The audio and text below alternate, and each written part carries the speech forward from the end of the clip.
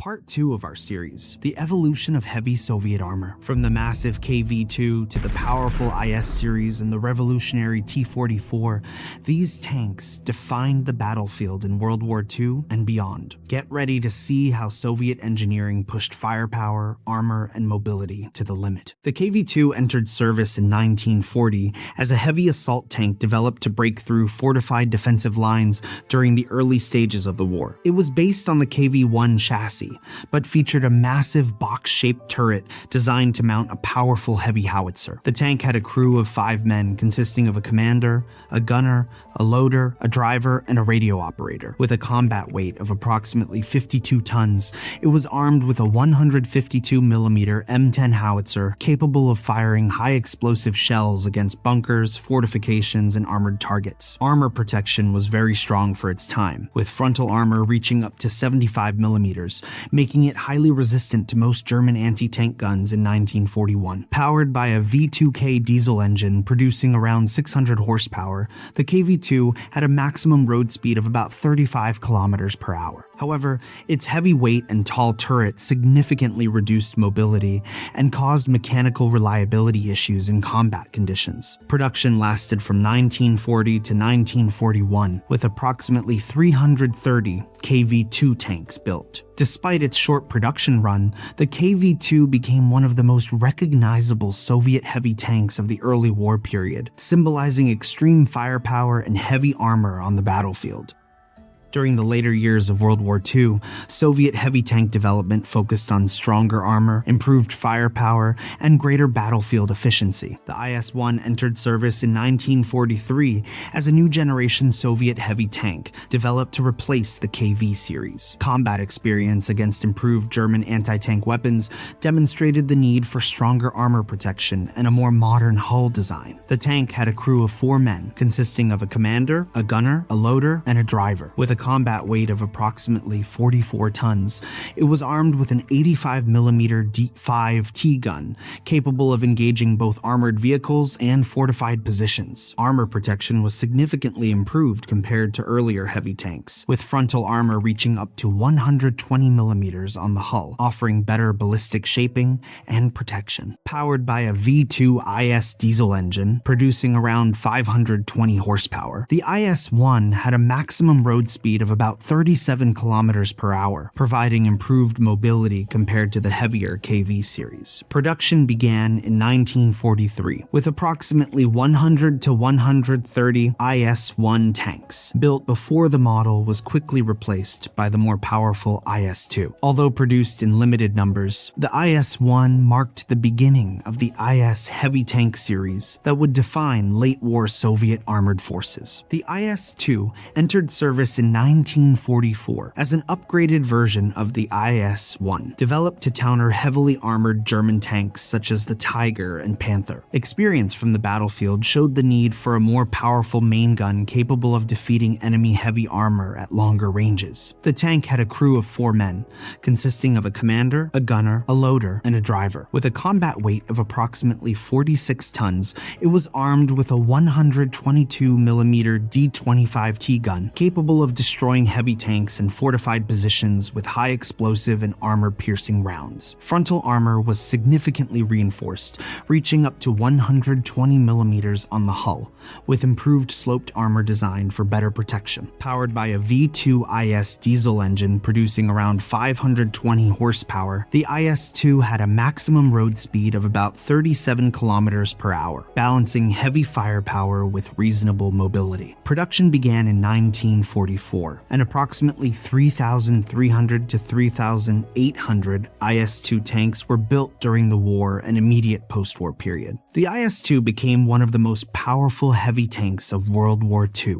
and played a major role in the final offensives against Nazi Germany. If you're curious about the evolution of heavy Soviet tanks, you can check out part 1 on our channel. The T-44 entered service in 1944 as a new medium tank designed to replace the T-34 and improve overall battlefield performance. It introduced a redesigned hull layout with a more compact engine placement, allowing for better better armor protection and improved balance. The tank had a crew of 4 men, consisting of a commander, a gunner, a loader, and a driver. With a combat weight of approximately 31 tons, it was armed with an 85mm Zeitz 53 gun, capable of engaging enemy armor and fortified positions. Frontal armor protection reached up to 90mm, offering improved survivability compared to earlier medium tanks. Powered by a V44 diesel engine producing around 500 horsepower, the T-44 had a maximum road speed of about 53 kilometers per hour, combining mobility with stronger protection. Production began in 1944, and approximately 1,800 T-44 tanks were built before production shifted to its successor,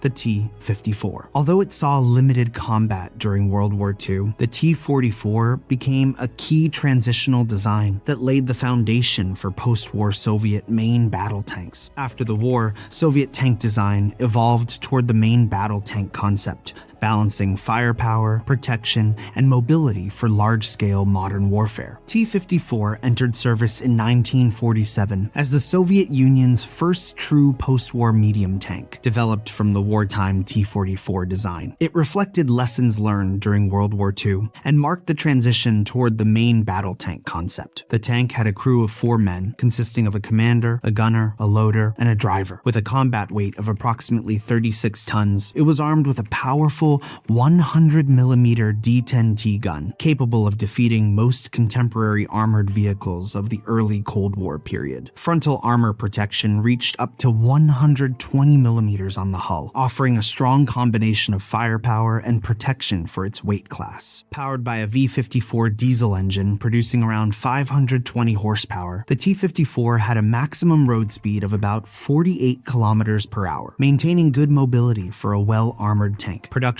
began in 1947, and over 35,000 T-54 tanks were built, including later modifications. The T-54 became one of the most widely produced tanks in history and formed the backbone of Soviet and Allied armored forces during the early Cold War. The T-55 entered service in 1958 as a modernized development of the T-54, designed to meet the demands of nuclear-era warfare. It introduced improved protection systems and enhanced reliability, becoming one of the most widely used tanks of the Cold War. The tank had a crew of 4 men, consisting of a commander, a gunner, a loader, and a driver. With a combat weight of approximately 36 to 38 tons, it was armed with a 100mm D-10 T2S gun, capable of engaging armored targets and fortified positions. Frontal armor protection remained strong, reaching up to 120mm, while the tank was equipped with basic nuclear, biological, and chemical protection systems. Powered by a V55 diesel engine producing around 580 horsepower, the T-55 had a maximum road speed of about 50 kilometers per hour, maintaining mobility while improving survivability. Production began in 1958, and more than 60,000 T-55 tanks were built, including licensed production in other countries. The T-55 became one of the most produced tanks in history and served in dozens of armed forces worldwide for decades. The T-62 entered service in 1961 as a further development of the T-55,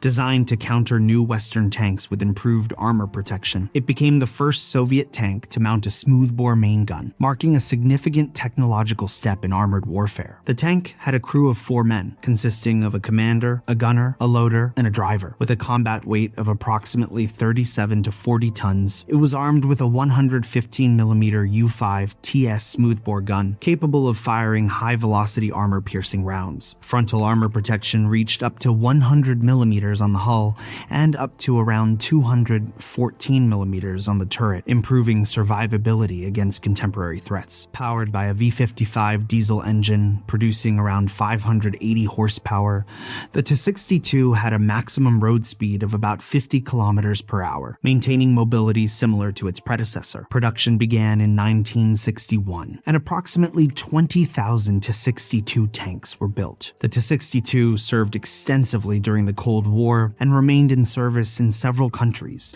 for decades. The T-64 entered service in 1966 as a revolutionary new generation of Soviet main battle tanks. Unlike previous designs, it introduced advanced technologies that would define future Soviet and Russian armor. The tank had a crew of 3 men, consisting of a commander, a gunner, and a driver, thanks to the introduction of an automatic loading system that eliminated the need for a loader. With a combat weight of approximately 38 tons, it was armed with a 125mm smoothbore gun equipped with an autoloader, significantly increasing its rate of fire. It also introduced composite armor, greatly improving protection compared to earlier steel-armored tanks. Powered by a 5 TDF opposed piston diesel engine, producing around 700 horsepower, the T-64 had a maximum speed of about 60 kilometers per hour, combining high mobility with advanced protection. Production began in 1966, and approximately 13,000 T-64 tanks were built. Although it was complex and expensive, the T-64 became the foundation for later designs such as the T-72 and T-80. The T-72 entered service in 1971 as a more practical and mass-producible successor to the advanced but complex T-64. It was designed to retain modern firepower and protection while simplifying production and maintenance for large-scale deployment. The tank had a crew of 3 men, consisting of a commander, a gunner, and a driver, thanks to its automatic loading system. With a combat weight of approximately 41 tons, it was armed with a 125mm smoothbore gun equipped with an autoloader. It could fire armor-piercing, high-explosive, and anti-tank guided projectiles. Frontal armor combined steel and composite elements, and later variants received explosive reactive armor for improved survivability. Powered by a V46 diesel engine producing around 780 horsepower, the T-72 had a maximum speed of about 60 kilometers per hour, offering solid mobility for a tank of its class. More than 25,000 T-72 tanks were produced in the Soviet Union, with thousands more built under license in other countries. It became one of the most widely used main battle tanks in the world and remains in service in numerous armies today. The T-80 entered service in 1978 as the most technologically advanced Soviet main battle tank of its time. It was developed as a high-performance successor to the T-64, introducing new mobility standards and improved fire control systems. The tank had a crew of 3 men, consisting of a commander, a gunner, and a driver, made possible by its automatic loading system. With a combat weight of approximately 42 to 46 tons, depending on the variant, it was armed with a 125mm smoothbore gun, equipped with an autoloader. It could fire armor-piercing, high-explosive, and guided anti-tank projectiles. Armor protection combined composite materials, and later versions were fitted with explosive reactive armor, significantly increasing survivability. Powered by a gas turbine engine producing around 1,000 to 1,250 horsepower, depending on the model, the T-80 achieved a maximum speed of about 70 kilometers per hour. This made it one of the fastest main battle tanks of the Cold War,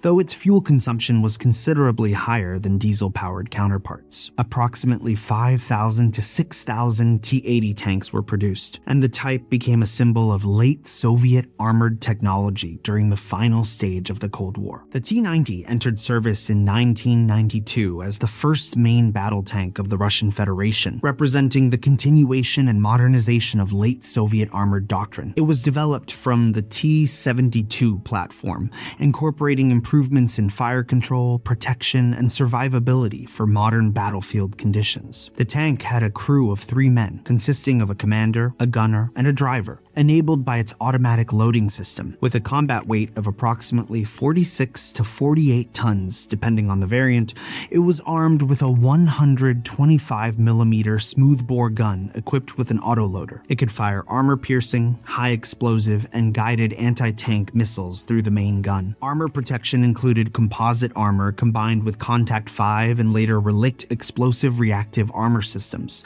significantly increasing resistance against modern anti-tank tank threats. Powered by a diesel engine producing between 840 and 1,130 horsepower, depending on the version, the T-90 had a maximum speed of about 60 kilometers per hour, balancing mobility, protection, and firepower. More than 2,500 T-90 tanks have been produced, including export variants, and the type became Russia's primary main battle tank in the post-Cold War era. In the 21st century, Russian tank development introduced new technologies, advanced protection systems, and modern battlefield integration. T-14 Armata represents the newest stage in the evolution of Russian armored warfare. Unveiled in 2015, it marked a radical shift in tank design philosophy, introducing a fully digital architecture, an unmanned turret, and enhanced crew protection compared to previous generations. The tank has a crew of 3 men, consisting of a commander, a gunner, and a driver. Enabled by its automatic loading system, all crew members are seated together inside a protected armored capsule in the hull, separated from the ammunition. With a combat weight of approximately 55 tons, it is armed with a 125mm /2, a 82-1M smoothbore gun, supported by a 7.6 2mm coaxial machine gun, and a 12.7mm remotely controlled machine gun. Its armor combines advanced composite materials with reactive protection systems, significantly increasing survivability against modern threats. Powered by a new generation diesel engine producing up to 1,500 horsepower, the T-14 can reach a maximum speed of around 75 to 80 kilometers per hour, offering high mobility for a vehicle of its class. Production numbers remain limited, with only a small number built for evaluation and early service, making it one of the most technologically ambitious yet least numerous tanks of the modern era. This video is created for educational and documentary purposes only. It does not promote or glorify war in any form. Our goal is to explore the history of armored vehicle development and understand how military technology evolved over time. In this episode, we followed the evolution of Soviet and later Russian tanks. From late World War II heavy armor to modern main battle tank designs, we looked at how firepower, protection, mobility, and technology changed across decades, shaping each new generation of armored vehicles. If you found this episode informative, consider liking the video and subscribing for more in-depth content on military history and armored vehicle development.